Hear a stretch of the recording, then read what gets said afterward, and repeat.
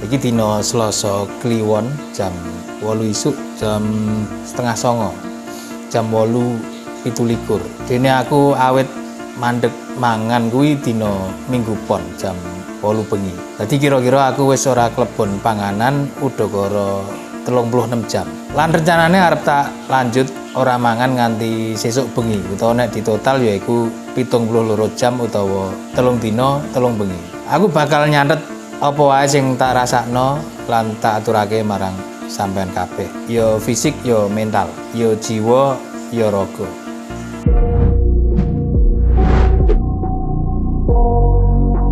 Poso sing tak lakoni iki yaiku poso ora mangan 3 dina 3 bengi 72 jam. Nanging iki ora ngebleng alias aku isih tetep turu ing wayah wengi lan tetep ngombe banyu putih. Poso teles. Manfaat poso iki saben jame beda-beda. Tak poro dadi 5 yaiku 18, 24, 36, 48 lan 72 jam. Nanging sadurunge tak lanjut, ora kabeh wong cocok nglakoni laku iki. Dadi sampean kudu konsultasi dhisik karo dokter yen kahanan awake sampean ora sehat. Utawa kahanan liyane kayata sampean wong wadon sing lagi ngandhut, sampean bocah sing umure durung genep 18 tahun, sampean wong sing duwe awak kuru, banjur sampean sing duwe penyakit kronis, sampean sing kerja shift bengi utawa sampean sing kerjane nyopir, lan sampean sing ora tau poso, ora kulino poso. Nah, kanggo sampean sing ana ing kahanan kuwi mau kabeh, aku ora nyaranke kanggo langsung lakoni poso 3 dina kaya sing tak lakoni iki. Mergo hakikat poso iku kan kanggo ngapiki awak, dudu sakwalike. Mula kudu diawiti kanthi latihan saka level kaping pisanan. Latihan sithik mboko sithik.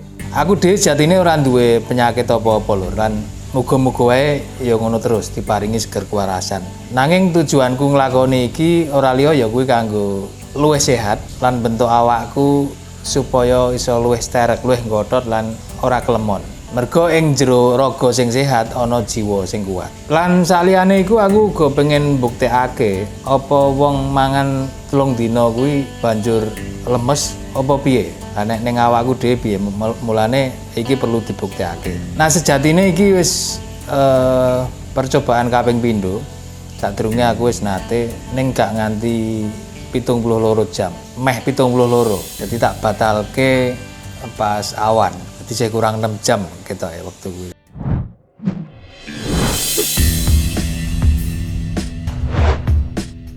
Kanthi nglakoni poso nganti 18 jam bakal ana kedadian sing jenenge autofagi sing tugase mangan sel-sel sing wis mati sing dadi larahan ing awak lan ing utek, uga sel-sel sing wis tuwa. Sistem sel ing autofagi iki mangan protein lawas lan mitokondria sing wis ora kanggo ning awak, digawe kanggo bahan sel anyar. Efeke awak dadi resik lan ora kabotan nggawa sel-sel sing wis ora kanggo.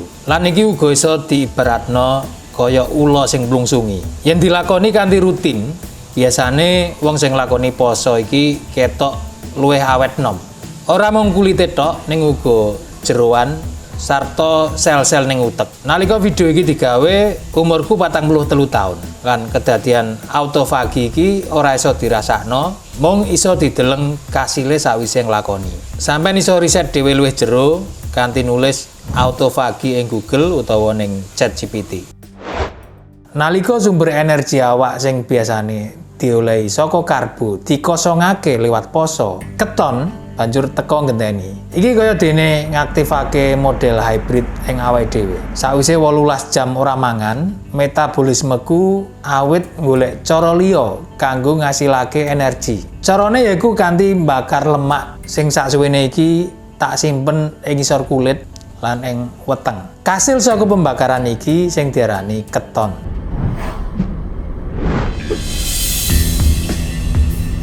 Aku awit ora mangan kuwi dina Minggu 24 September 2023 jam 8 bengi. Jam 8 bengi candake yaiku dina Senin tanggal 20. Berarti kuwi kan pas 24 jam. Sing tak rasakno ya mesti wae luwe.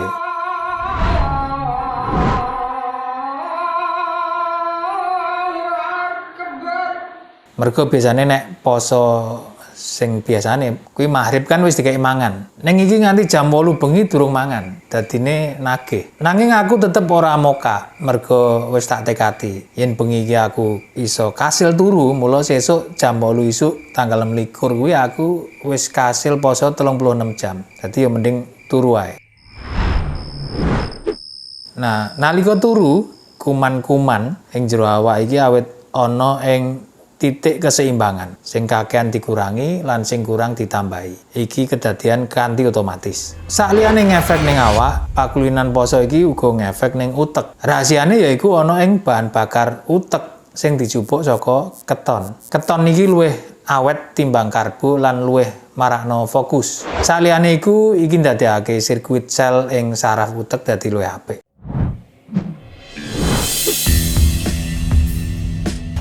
Iki dina kaping pindho sakwise 36 jam ora mangan, ababku dadi mambu aneh. Ya iki lumrah, mergo disebabno saka keton sing wis akeh diproduksi ning awak. Solusine piye ya cukup sikatan wae. Apa ora bahaya rong dina ora mangan sego? Lho, aja kok rong dina, aku malah taunan ning mangan liyane. Lah nek iki ora mangan apa-apa. Nah, rong dina ora mangan apa-apa kuwi apa ora bahaya? Gak bahaya ta? Kanggo sampean sing duwe cadangan lemah, yo jawabane ora bahaya. Kejaba sampean sing kurupol, ya kuwi bahaya. Karbohidrat kuwi ancen minangka salah siji nutrisi penting saliyane lemak lan protein utawa makronutrien. Nanging karbohidrat ora mung dikasilake saka aktivitas mangan tok, ora saka njaba tok. Karbohidrat uga iso diproduksi saka njero awak. Molekul cadangan energi sing disimpen ing njero awak iki jenenge trigliserida. Utawa nek ning tes darah kuwi tes kolesterol kuwi jenenge TG. Piye nek TG iki kakean numpuk ning awak? Nah, TG iki nek normal jan ora apa-apa. Nek TG-ne dhuwur iki iso ngundang resiko gangguan ing jantung, masalah ing ati lan uga ing pankreas. Biasane budreg wonge. Nah, ben ora numpuk kakean, iki ancen kudu dipecah lan dimanfaatke. Cara alamine yaiku kanthi poso. Sakwise 36 jam, lemak-lemak ing jero awak dibakar kanggo sumber energi. Mula kanggo sampean sing pengen guru 36 jam iki wayah sing paling penting kanggo nyudo lemak. Prosese ning sakwise 36 jam. Kanggo sampean sing pengen ngudhunke gula darah iki uga wayah sing penting kanggo nyetabilno gula ing jero getih. Iki dina Selasa Kliwon jam 8 isuk, jam 8:30. Jam 8:17. Nah, saiki aku arep ngetes gula darah. Ya becike nek ngetes gula darah kuwi udakara jam 8 nganti jam 9 isuk.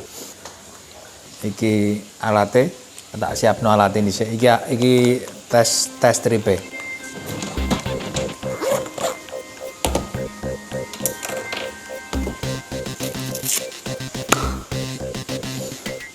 Regane 90.000, isine selawe, dadi kira-kira sijine 3.600 lah. Jadi ning apotek mamane bayar 10.000 ya isih masuk. Isih untung 6.400. Kayak ngene. Nah, aja lali baterene iki kudu diuculi siji atau diuculi kabeh, aja tememplek terus nek gak ngono mengko marakno baterene cepet entek. Diinteni wae nganti kedep-kedepe ilang dhewe. Iki dome kanggo nyubles driji mengko. Sing perlu dimangerteni yen awake dhewe tuku alat strip tes anyar, ikine uga perlu diganti. Nomor serine kudu padha. Nek gak padha mengko ora cocok, ora iso tinggo. Saiki langsung wae awake dhewe lebokno ning kene.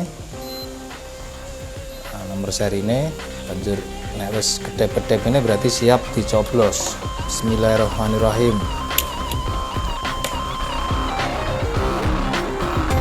Nanti munidit. Nah, saiki dideleng.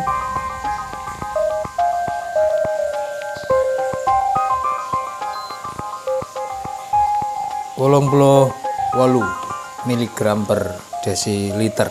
Nah, tibake ya ana penurunan gula darah nanging ora akeh mergo sadurunge gula darahku wis ndek ora dhuwur sekitar 90-an lah, 90 nanti 96.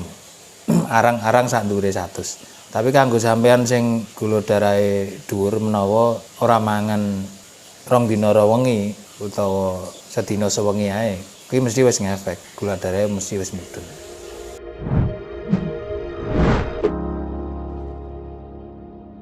Aku ngrasa dadi pribadi sing anyar. Saka kawruh sing tak sinaoni, kabeh elemen ing jero awakku kuwi dinetralake maneh.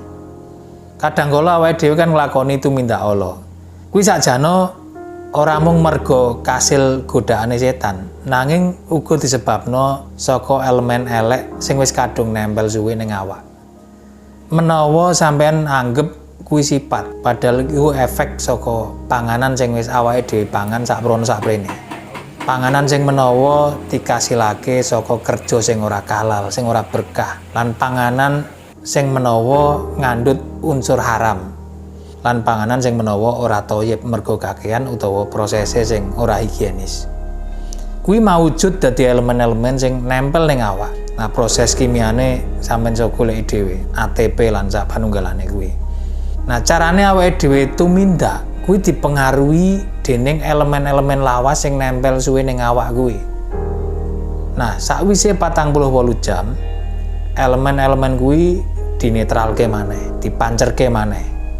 Elemen sedulur papat sing awit slewah dipancerke maneh kanggo melu tuntunan roh kang suci, dadi kalimo pancer. Sakwise netral, wis sak mesine yen keputusan-keputusan lan tumindak sak banjure iso dadi luwih apik.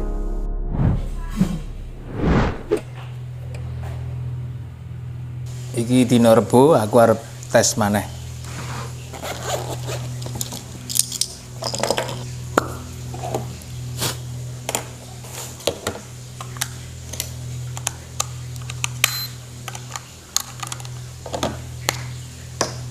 Siap-siap, enteni alate siap.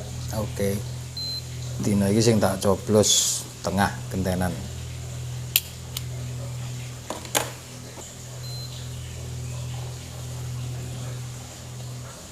Piro hasile?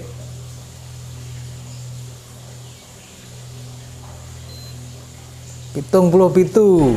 Alhamdulillah mudhun. Pratondo apik.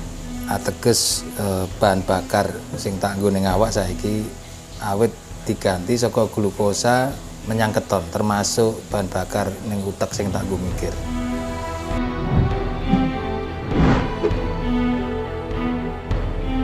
Nah, saliyane dadi netral sakwise 3 dina full ora mangan. Miturut riset, manfaat sing tak olehi yaiku imunitas. Imunitas tegese awak dadi ora gampang kena penyakit. Mbuh kuwi penyakit fisik utawa penyakit mental. Ning ya perlu dieling yen iki ora permanen. Mergo ora permanen, mula rencanane aku bakal nglakoni iki setahun pisan. Rencanane ngono. Lan sak njabane iku aku tetep nglakoni poso saben dinane, yaiku poso 16/8, 16 jam ora mangan lan 8 jam jendela kanggo mangan. Selang-seling karo poso 24, 20 jam ora mangan lan 4 jam mangan. Lan insyaallah menawa tak selingi karo poso sunah kaya to Senin Kemis. Nah, saiki sing ora kalah penting saka laku iki yaiku bukane. Senajan wis ora kambun panganan 3 dina 3 wengi, ning awake dhewe tetep ora oleh ngragas pas buka. Omben-omben sing diombe ora oleh legi, lan panganan sing dipangan ora oleh langsung karbohidrat. Kanggo sampean sing wis kulino ora mangan sego, mesine iki ora masalah. Nanging kanggo sampean sing isih mangan sego minangka panganan pokok, ya iki kudu diwigateni. Ben kenapa? Ben awake sampean ora kaget lan sampean dadi ora klenger. Sawise 3 dina 3 wengi ora kambon panganan lan banjur langsung sampean ombeni legi utawa mangan abot nganggo karbohidrat nganggo sego, iki ya marakno awak dadi kaget lan utek langsung jeglek balik maneh ning bahan bakar karbo sawise wis nganggo keton. Hibride iku transisine ora semut, langsung gradakan. Mulane kenapa biasane wong nek bar buka pas Ramadan kok malah lemes lan ngantuk? Ya mergo sing dipangan langsung legi lan karbo. Nah, saiki aku arep buka dhisik, sampeyan iso mirsani apa sing tak pangan.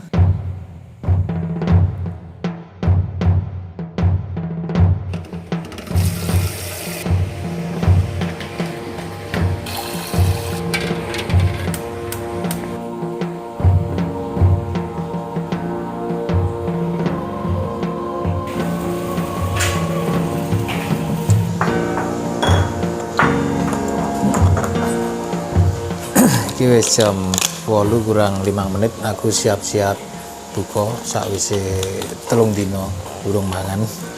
Nah, sadurunge mangan ndok, makanan berat, aku nggawe omben-omben sik yaiku cuka apel tak campur karo uyah.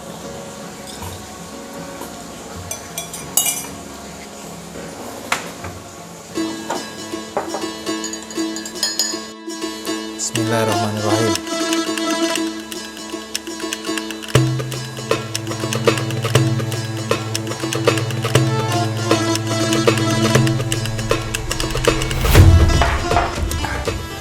Wis dimasakno ndek awan cumi lan ndok loro dhisik, engko nek kurang lagi nambah.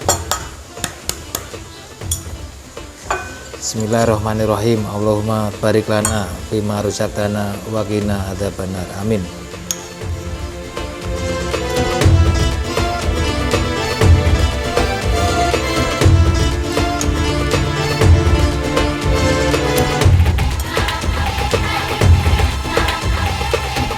Alhamdulillah.